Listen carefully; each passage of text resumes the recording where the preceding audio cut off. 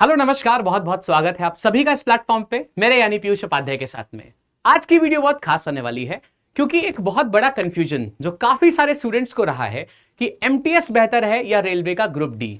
मैं कौन से एग्जाम की तैयारी करूं, इसमें क्या सैलरीज मिलती हैं, क्या पर्क्स होते हैं, मुश्किलें क्या क्या आती हैं, प्रमोशंस कैसे होते हैं, ये बहुत सारे डाउट्स हैं। अगर दोनों की बातें एग्जैक्टली क्लियर पता चल जाएं तो हम डिसाइड कर पाएंगे कि किस तरफ हमें अपनी तैयारी को मोड़ना है।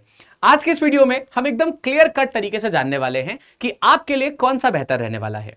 अगर आप चैनल पे नए हैं तो सब्सक्राइब बटन पे जरूर क्लिक करिए क्योंकि ऐसी इंपॉर्टेंट अपडेट्स आप डिजर्व करते हैं और हम रेगुलरली आपके साथ शेयर करते हैं। तो चलिए शुरुआत करते हैं सबसे पहले ये जानने से कि एमटीएस वालों का जॉब रोल क्या होता है और ग्रुप डी वालों को क्या क्या करना होता है। सबसे बेसिक डिफरेंस से बात करेंगे कि नेचर ऑफ जॉब क्या होता है।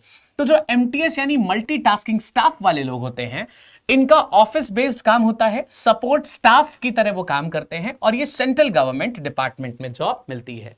वहीं अगर बात करें रेलवे ग्रुप डी की तो ये फील्ड बेस्ड जॉब होती है, टेक्निकल या नॉन टेक्निकल बेसिस पे आपकी भर्ती होती है और ये रेलवेज की जॉब है तो अल्टीमेटली आपके पास में रेलवे का एक पौवा रहता है।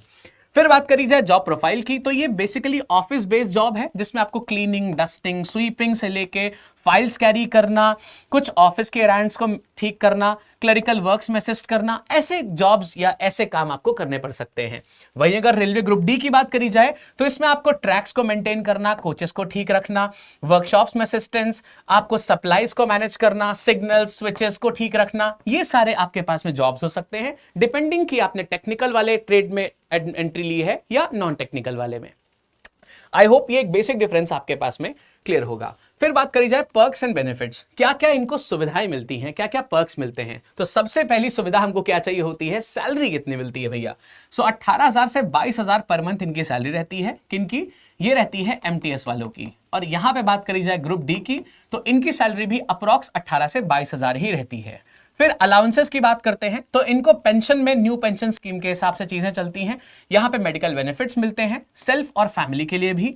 पोस्ट रिटायरमेंट्स इनके पास में ग्रेचुटी फंड होता है, प्रोविडेंट फंड होता है, सैलरी एरियर्स मिलते हैं। जॉब सिक्योरिटी तो होगी क्योंकि सेंट्रल गवर्नमेंट है। प्रमोशंस में इनको डिपार्टमेंटल प्रमोशंस मिलते हैं कुछ सालों के बाद में। फिर वर्क लाइफ बैलेंस बढ़िया रहता है क्योंकि फिक्स वर्क आवर्स होते हैं। वहीं अगर आप यहां पे देखेंगे तो इनको अलाउंसेस मिलते हैं जैसे DA, HRA, transport, medical, railway specific benefits भी मिलते हैं, जैसे इनको ट्रैवल करने के लिए कंपेंसेटिंग पास मिलता है। फिर जॉब सिक्योरिटी तो है क्योंकि रेलवे है, स्टेबल एम्प्लॉयमेंट होता है। प्रमोशंस की बात करेंगे तो इंटरनल एग्जाम्स के बेसिस पे और सीनियरिटी बेसिस पे इनको प्रमोशंस मिलते जाते हैं। वर्क लाइफ बैलेंस थोड़ा मुश्किल हो सकता है क्योंकि शिफ्ट वाला काम होता है, हो सकता है कि आपको नाइट्स और वीकेंड्स में भी काम करना पड़ जाए। फिर बात करी जाए हार्डशिप्स, क्या क्या मुश्किलें आती हैं। तो ये मुश्किलें हैं एमटीएस वालों की और ये मुश्किलें हैं ग्रुप डी वालों की। देखो मुश्किलें तो दोस्त आएंगी ही क्योंकि सरकारी नौकरी इतनी आसानी से नहीं करी जाती है। अगर रेगुलरली आप इस चीज पे अपडेटेड रहते हैं तो आपको पता चलता होगा कि सरकारी जॉब भी एक्चुअली मुश्किल होती है, पाना भी मुश्किल होता है और करना भी मुश्किल होता है। फिजिकल वर्क में आपको क्लीनिंग, मूविंग फाइल्स और मैनुअल टास्क जैसे चैलेंजेस आ सकते हैं। हर पोस्ट के लिए ये नहीं होता है लेकिन बहुत सारी पोस्ट में ये चैलेंजेस आते हैं। इससे होता क्या है कि मोनोटनी क्रिएट हो जाती है, एक ही काम रोज करते जा रहे हैं, बहुत सालों के बाद में एक मोनोटनी क्रिएट हो जाती है। लिमिटेड ग्रोथ है, इनिशियल रोल्स बेसिक रहते हैं लेकिन प्रमोशंस पॉसिबल हैं। प्रमोशंस के बाद में आप एक अच्छे स्टेचर पे बैठ सकते हैं।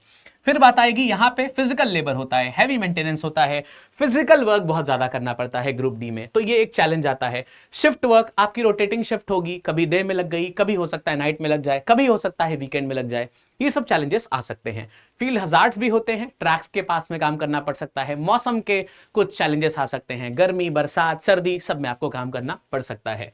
देन यहां पे लाइफ इन द जॉब कैसी रहने वाली है, देखिएगा ऑफिस एनवायरनमेंट मोस्टली इंडोर्स रहता है, फिजिकल स्ट्रेन थोड़ा कम होता है, मतलब बहुत ज्यादा ताकत वाला काम आपको नहीं करना पड़ सकता है, टेंशन इसकी कम होती है। फिक्स्ड आवर्स होते हैं, रेगुलर ऑफिस टाइम पे आपको जाना होगा और ऑफिस खत्म होते ही आपको वापस आना होता है, वीकेंड्स में आपको ऑफ मिलता है। सोशल स्टेटस में आप रिस्पेक्टेबल गवर्नमेंट जॉब आपके पास में है, ये बात आप कह सकते हैं, तो ये बढ़िया एक चीज बन के आती है। करियर ग्रोथ में आप डिपार्टमेंटल एग्जाम्स के थ्रू प्रमोशंस को ले सकते हैं, प्रेशर बहुत कम होता है यहां पे, ये बात फिक्स है। अगर मैं ग्रुप डी की बात करूंगा तो यहां पे आउटडोर वर्क है तो मतलब फिजिकल एक्टिविटी और टीम वर्क से ही काम बन पाएगा। शिफ्ट बेस होता है ये, आपको हो सकता है नाइट शिफ्ट भी मिल जाए या वीकेंड ड्यूटीज भी हो सकती हैं, क्योंकि दोस्त ट्रेन तो रोज ही चलती है, संडेज मंडेज को ऑफ नहीं रहती है। कम्युनिटी की बात करेंगे तो रेलवे का अपना बहुत बड़ा एक ग्रुप होता है जिसके थ्रू आप बहुत बड़ा एक अपना सोशल नेटवर्क बना सकते हैं। करियर ग्रोथ होती है और आप डिपार्टमेंटल एग्जाम्स के थ्रू ग्रुप सी तक भी प्रमोट हो सकते हैं। ग्रुप डी पे भर्ती हुई है और डिपार्टमेंटल एग्जाम्स के थ्रू आप ग्रुप सी तक पोस्ट अपनी अपग्रेड कर सकते हैं। जॉब सेटिस्फैक्शन तो होता ही है कि आपके पास में बढ़िया एक स्टेटस होता है कि आप रेलवे में जॉब कर रहे हैं।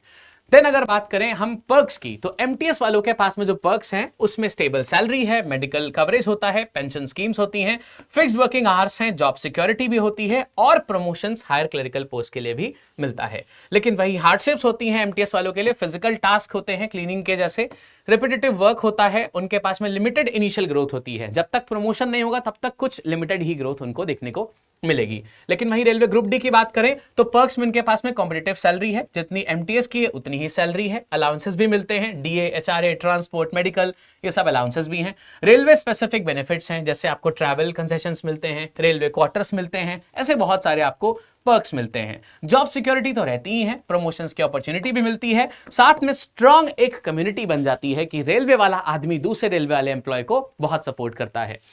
फिर अगर हम बात कर लें कि हमारे पास में जो एक समरी बन के आता है कि क्या क्या चीजें, क्या क्या पर्क्स हैं और इसमें से कौन सा बेहतर स्टैंड करता है, हमारे लिए क्या बेहतर है, उसके लिए हमारे पास एक जिस्ट का टेबल है। देखिएगा, जॉब टाइप में ये ऑफिस बेस्ड रहती है और ये फील्ड बेस्ड रहती है, यानी ग्रुप डी फील्ड बेस्ड है, एमटीएस ऑफिस बेस्ड है। सैलरी दोनों की अप्रॉक्स सेम है, 18,000 से 22,000 पर मंथ इनकी इनिशियल सैलरी रहती है और इनकी भी 18,000 से 22,000 रुपए पर मंथ की इनिशियल सैलरी रहती है।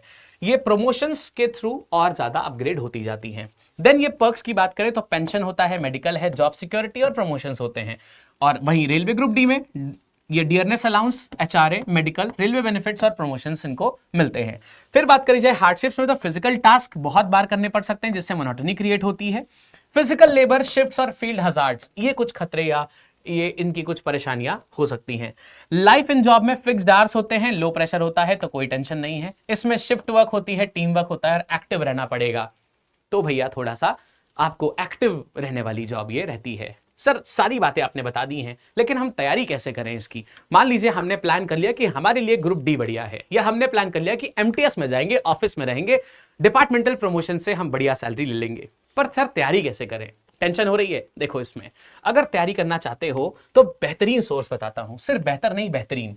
गूगल पे जाओ, आप लिखो lab.live, lab.live लिखिए, एंटर मारिए। सबसे पहला पेज यहां पे जो खुलेगा इसमें क्रॉस कर दीजिएगा। आप आएंगे नीचे की तरफ, यहां पे लिखेंगे आप लाइव कोर्सेज वाले सेक्शन में जाएंगे, इसको स्क्रॉल करेंगे। आप यहां पे जब स्क्रॉल करेंगे तो आपको लाइव कोर्सेज वाला एक सीरीज मिलेगा। इस लाइव कोर्सेज पे आप क्लिक करेंगे, आप देखेंगे कि आपके पास में यहाँ पे ढेर सारे बैचेस खुल के आ गए हैं।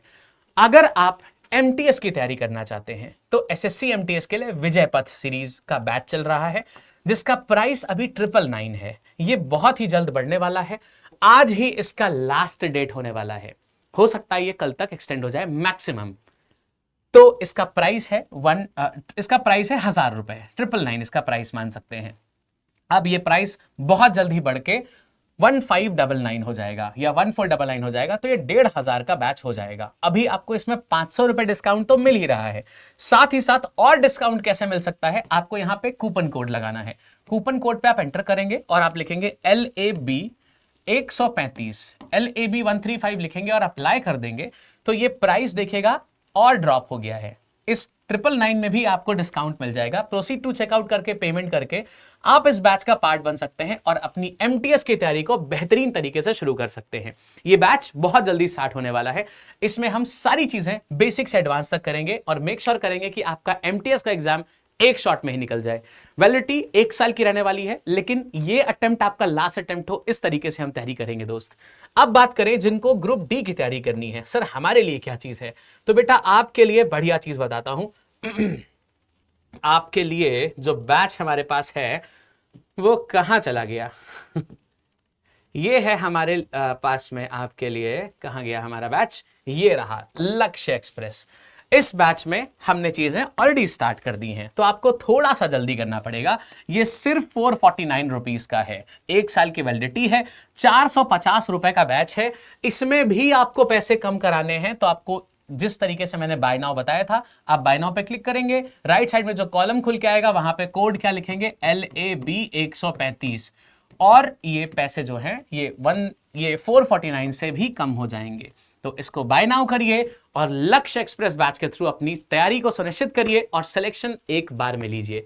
फिर वहां जाके मुझे जरूर बताइएगा कि आपकी लाइफ कैसी चल रही है, अब क्या क्या हार्डशिप्स आ रही हैं, कितने पर्क्स हैं, और रियल टाइम चीजों का एक्सपीरियंस जरूर करिएगा। मिलते हैं कल की क्लास में। All the best and thank you.